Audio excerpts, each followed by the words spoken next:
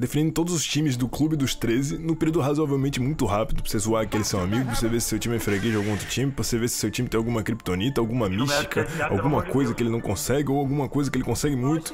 Enfim, o tempo é muito curto, eu nem sei quantos minutos são esse vídeo, mas eu vou tentar resumir aquele resumo maravilhoso que você já sabe, e vamos ver o que vai dar.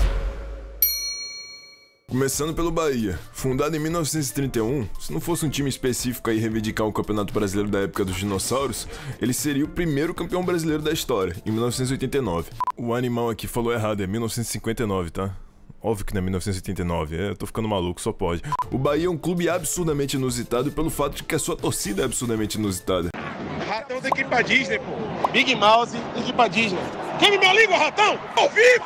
Eu tô ao vivo, desgraça! Mas o que mais me pega do Bahia é o simples fato de que simplesmente eles não falam vitória quando ganham um jogo. Eles falam pela vitória, pelo triunfo. Que o maior rival do Bahia é o Vitória.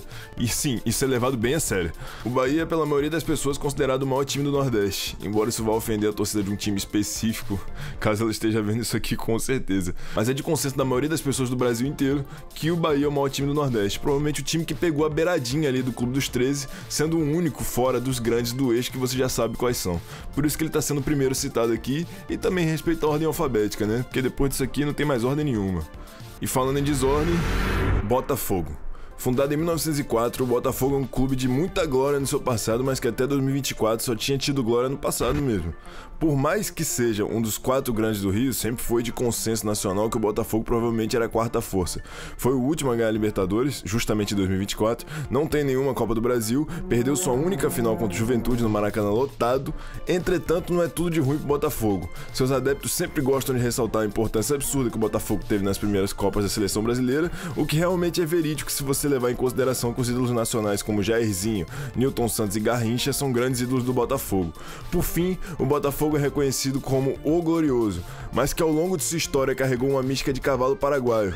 Mas não um cavalo comum, o Botafogo tem uma frase exclusiva só dele, que é simplesmente a frase: existem coisas que só acontecem com o Botafogo. E pelo visto existem mesmo, porque eu nunca vi na história do futebol um clube perder um campeonato com 13 pontos de vantagem faltando 14 rodadas. E já que a gente tá falando de perder campeonato faltando pouca rodada, Internacional. Fundado em 1909, o Inter é conhecido como o Clube do Povo, no Rio Grande do Sul. Seu maior rival é o Grêmio. Sua maior glória foi simplesmente em 2006 não só ter ganho a Libertadores, como ter ganho do Barcelona de forma inédita na final do Mundial de Clubes com o Ronaldinho em campo.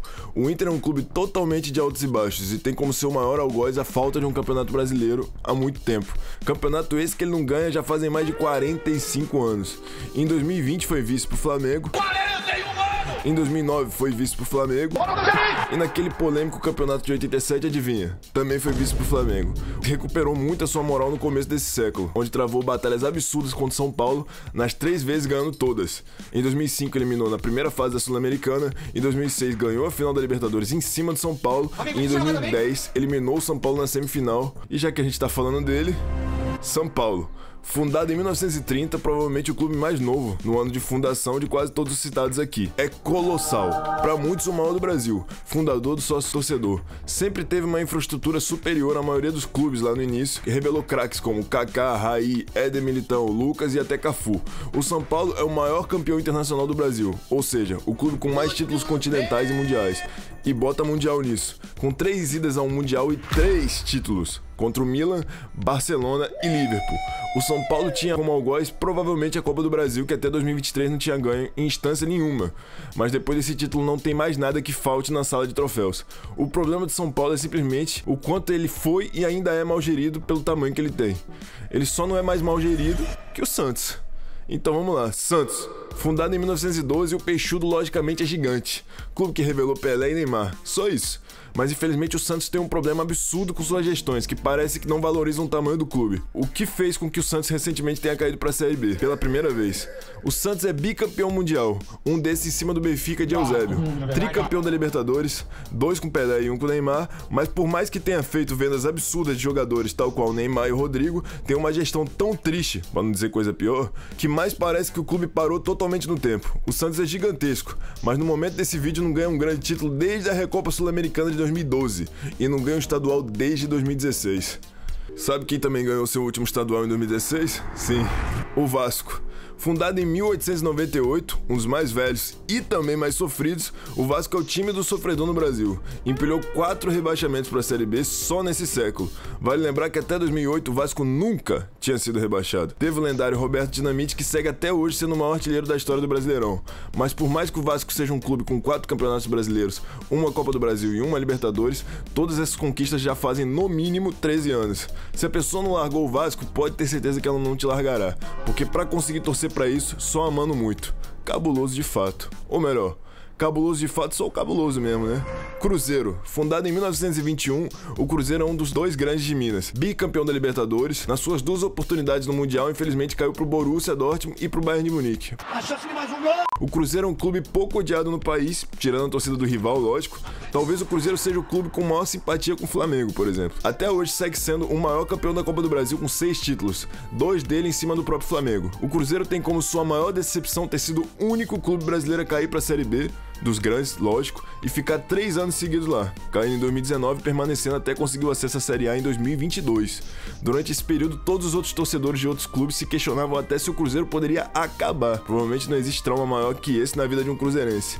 BH é doido demais, Mas já que já estamos aqui, Atlético Mineiro. Fundado em 1908, um fato curioso do Atlético é que ele é o único clube, se você for no Google e digitar o nome do mascote, aparece ele. Se você digitar Galo, não aparece o animal, aparece Atlético Mineiro. Enfim, o Atlético Mineiro é desde os seus primórdios um time de massa em Minas Gerais, sendo bem comum ver torcedores mesmo fora do estado. Um time que no seu passado teve glórias e também sofreu muito. Talvez seja um dos protagonistas da maior rivalidade interestadual do país que tem contra o Flamengo desde aquela fatídica Libertadores e dos embates contra o Dream Team de Zico. O Atlético lavou a alma em 2022 quando conquistou pela primeira vez o bicampeonato de um grande título, conseguindo o bi do Brasileirão e da Copa do Brasil, coisa que mesmo tendo história, ele ainda não tinha conseguido. E esse é o algoz do Atlético Mineiro. Por mais incrível que seja o retrospecto do clube em campeonatos brasileiros e Copa do Brasil, ele tem muitos poucos títulos que deem respaldo a esse retrospecto. O Atlético Mineiro é um clube que bate muito na trave, e isso podou muito a sua quantidade de títulos. Por outro lado, ressaltou ainda mais o amor daqueles que são fanáticos e não abandonam por nada. Para eles, o ideal do Galo é mais que imortal. E falando em imortal, Grêmio. Fundado em 1903, o Grêmio protagoniza no Rio Grande do Sul ao lado do maior rival, Inter. É conhecido como o Rei de Copas. Esse vulgo define totalmente o que se trata o Grêmio, nos lados bons e nos lados ruins. O Grêmio tem 5 Copas do Brasil e 3 Libertadores, mas nunca, repito, nunca conquistou um título algum em pontos corridos, nem mesmo a Série B de 2005 que ele ganhou, que alternava entre fases de grupo e formato misto. O Grêmio tem mais rebaixamentos para a Série B do que títulos de campeonato brasileiro. No atual momento desse vídeo, essa comparação está em 3-2. Então digamos que o Grêmio é grandioso, mas principalmente quando o assunto é mata-mata. E seu campeonato mundial é o mais questionado de todos os grandes por ter sido contra o Hamburgo em 1983. Isso é um ponto meio polêmico aí que eu vou deixar no ar. E se eu vou falar de polêmica, eu preciso falar dele, né? Fluminense. Fundado em 1902, o Fluminense sempre foi o oposto do Flamengo, em tudo. Até a sua torcida é o oposto do Flamengo.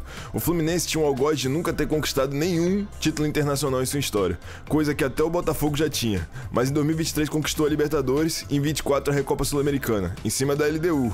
LDU essa que foi seu maior sofrimento, fazendo o mesmo perder a final da Libertadores de 2008 nos pênaltis dentro do Maracanã lotado e fazendo perder a final da Sul-Americana de 2009. Sim, o mesmo time derrotou ele em 2 anos consecutivos em 2 finais diferentes.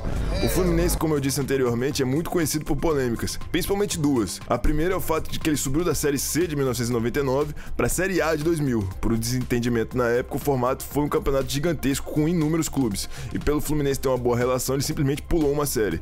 A outra polêmica é o tapetão de 2013, quando ele denunciou ao STJD um jogador irregular, que havia entrado numa partida da Portuguesa. Essa ação o salvou diretamente do rebaixamento. Essa aí eu sei que vocês lembram. E já que a gente tá falando de rebaixamento, Palmeiras. Fundado em 1914, o Palmeiras talvez seja a definição do que é altos e baixos. Palmeiras é o único clube que conseguiu ser campeão de um grande título e ser rebaixado no mesmo ano, coisa que ele fez em 2012, conquistando a Copa do Brasil e caindo para a Série B. O Palmeiras, no século, saiu de um clube que não conseguia fazer frente com os rivais Corinthians, São Paulo e Santos, para um clube que hoje é o favorito dentre todos esses confrontos. O clube praticamente renasceu, mas tem seu algoz, o maior algoz do Brasil. Sim, o Palmeiras não tem mundial, ou pelo menos não oficialmente. Não nenhum dos 2 mundiais que a gente geralmente fala. Enfim, não tem. O Marcos falhou em 1999 num jogo que o Palmeiras era melhor que o Manchester United. Em 2022 o Kai Havertz bateu e simplesmente o Palmeiras não tem mundial, mas seu rival tem. Corinthians. Fundado em 1910, o time do bando de loucos é quase que autoexplicativo. Corinthians toma pra si a imagem de clube do povo, da multidão. O Corinthians é um clube que eu considero quase que místico. Não porque ele ganhou muito, tem muitos clubes citados aqui que são mais vitoriosos, mas o Corinthians tem muitas vitórias e títulos que beiram o impossível. Tal qual o Mundial de 2012 em cima do Chelsea numa atuação pra lá de impecável. E o Mundial de 2000 contra o Vasco, que o maior destaque provavelmente foi o empate contra o Real Madrid na fase classificatória, onde o Edson Capetinha dá uma caneta no Christian Carambeu pra empatar aquele jogo. O Corinthians tem como algoz um azar e um retrospecto sofrível na Libertadores, o que sempre foi ironizado pelo fato de ele ter 2 mundiais e apenas uma Libertadores. É o maior campeão do Campeonato Paulista, mas dentre os grandes de São Paulo, esse é o único título que ele é o maior campeão. Com certeza o tamanho do Corinthians e a garra nas suas conquistas quase impossíveis é de certo impulsionado por ter a segunda maior torcida do Brasil. E quem tem a maior torcida do Brasil? Sim, Flamengo. Fundado em 1895, mais especificadamente no dia 17 de novembro, foi fundado o Grupo de Regatas do Flamengo, que mais tarde se tornaria o Clube de Regatas do Flamengo, o clube pelo qual o povo brasileiro se apaixonou desde o princípio. Antes mesmo da Mamãe Globo colocar o Flamengo nas rádios e TVs, esse clube já liderava todas as pesquisas de torcida registradas na época. O Flamengo foi o maior clube da década de 80, onde revelou Zico, Júnior, Leandro e companhia. É o clube com mais títulos equilibrados do Brasil. Não é o maior campeão brasileiro, está empatado em Libertadores, não é o maior campeão da Copa do Brasil e se tornou recentemente o maior campeão da Supercopa do Brasil. Mas se juntar todos os títulos grandes, removendo estaduais, provavelmente o Flamengo é o clube com mais títulos no país. O clube do povo, o clube que fez história no Maracanã, o Flamídia, o Malvadão, o Inominável, o famoso Gol dos Cara. O Flamengo e seus adeptos tomaram para si todas as zoações de soberba e de terraflanismo como um grande escudo. E hoje todos ironizam colocando o Flamengo no maior patamar possível. Mas também não é à toa, né? Seu maior algoz é uma das zoações mais famosas do país no âmbito do futebol, o cheirinho. O Flamengo é o clube que mais vezes foi vice no país, com mais de 49 vices. Mas o mais doloroso com certeza é o fato que dentre esses 49 o Flamengo tem vexames horripilantes acumulados dentro do Maracanã lotado. O mais recente foi a derrota pro Independente Del Valle na final da Recopa Sul-Americana de 2023. Um time sem ritmo, com um atacante acima do peso, ganhou do Flamengo e conquistou aquele título dentro da casa do mesmo. Tal qual um dos vices mais absurdos da história. Na final da Copa do Brasil de 2004, o Flamengo empatou em 2-2 com o grande Santo André e viria a resolver essa final no Maracanã com 71 mil presentes, onde tomou 2-0 e perdeu o título ali mesmo. Isso que eu nem citei o vice da Sul-Americana de 2017 pro Independiente e a Copa do Brasil de 97 contra o Grêmio, hein? Dito isso, deu pra ver que nenhum time é perfeito e também que nenhum time é só sofrimento. Espero que vocês tenham gostado desse super resumo e convido a você, caso tenha gostado, a deixar o like nesse vídeo e se achar que eu disse algo que tá errado, você tem todo o direito de comentar aí embaixo. Se quiser discutir com alguém que comentou algum absurdo, sinta-se à vontade. Esse é o primeiro vídeo desse canal, então é muito importante pra mim saber se a qualidade tá boa. Caso possível, você me diz aí também nos comentários. É isso, fiquem com Deus, em breve tem mais, ou melhor, se tiver já vai estar aí em cima provavelmente o vídeo aparecendo pra você clicar. Eu provavelmente já vou ter feito. É nóis e até a próxima.